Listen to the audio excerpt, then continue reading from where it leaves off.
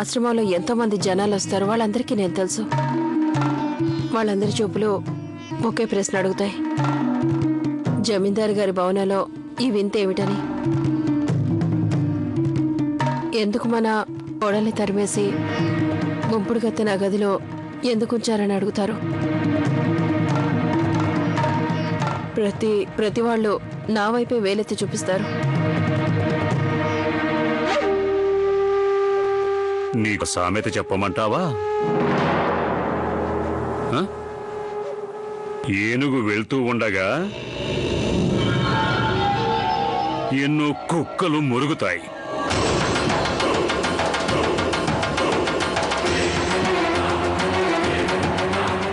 లోకం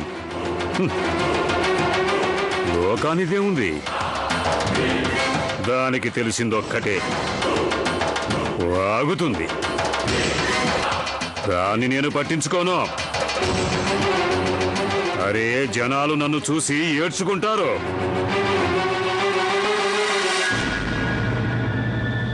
ఇంతవరకు నాకు ఒకటే లోటు, వారసుడు లేడు.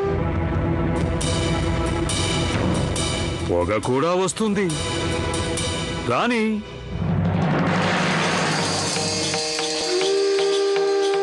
అంటే నీ ఉద్దేశంలో ఇదంతా నాకు తెలియదని. ఇదంతా అయ్యాక లోకం రకరకాల కోతలు కూస్తుంది, వేలెత్తి చూపిస్తారు. అదంతా నాకు ముందే తెలుసు. కానీ వాళ్ళందరికీ నా జవాబు ఒక్కటే, ఇంతవరకు నాకు గల ఒకే ఒక లోటు తొందరలోనే తీరబోతుందని చెప్పదలిచాను. అరే, వింతగా ఉందే, ఇవాళ సూర్యుడు తూర్పును కాకుండా పశ్చిమంలో ఉదయించాడా? కవికుల శిరోమణి, కవిత్వాలకి మకుటం లేని శేఖర్ గారు ఏం చేస్తున్నారు?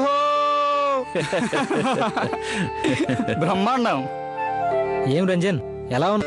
ఫోన్లే, ఇన్నాళ్లకైనా నా పేరు గుర్తొచ్చినట్టుంది. ఓసారి ఇల్లరా.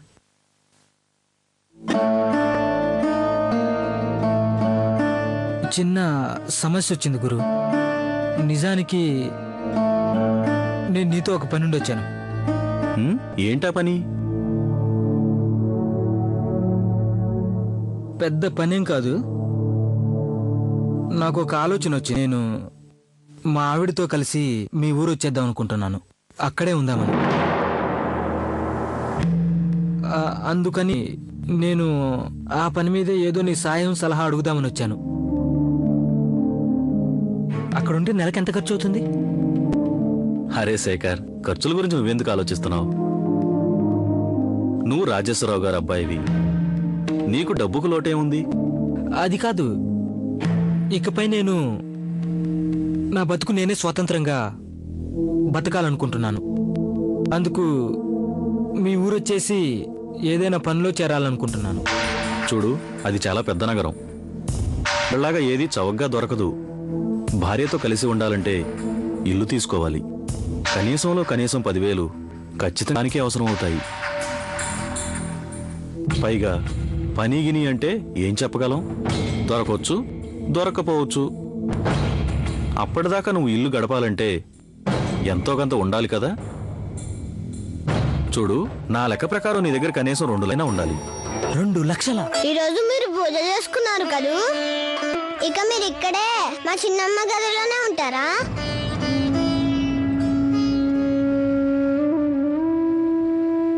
అసలు మీరు ఎవరండి?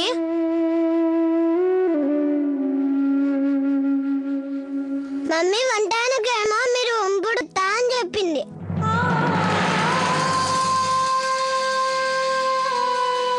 అయితే రండి ఆడుకుందాం. చెమ్మ చెక్క చరడేసి మొగ్గ, చెమ్మ చెక్క చరడేసి మొగ్గ.